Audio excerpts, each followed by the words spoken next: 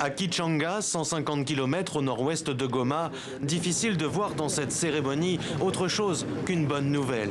Environ 70 combattants, presque autant d'armes, sortis de la brousse et rendus aux autorités militaires qui dirigent le Nord Kivu depuis la proclamation de l'état de siège en mai dernier.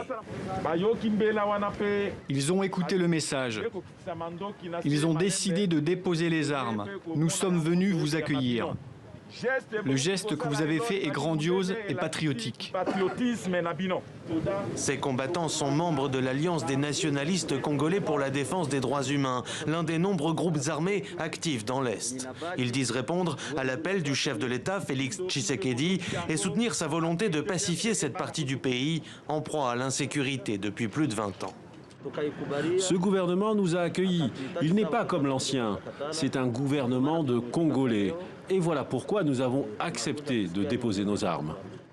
Mais ici, en territoire de Massissi, on sait que la reddition est à la paix, ce que la bataille est à la guerre. Il ne suffit pas d'en remporter une pour gagner l'autre. En avril dernier, entre 2000 et 3000 rebelles qui avaient rendu les armes ont fini par reprendre leurs activités criminelles. Pour ce défenseur des droits humains, c'est le manque de prise en charge des ex-combattants qui empêche d'aller au bout du processus.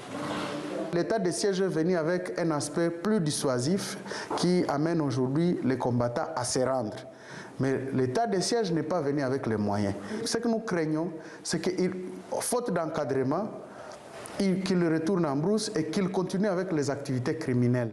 En attendant que la réinsertion des ex-rebelles soit effective, les populations ici continuent de subir les groupes armés. Rien que pour ce mois de juillet, au moins 30 civils ont été tués dans le Nord Kivu.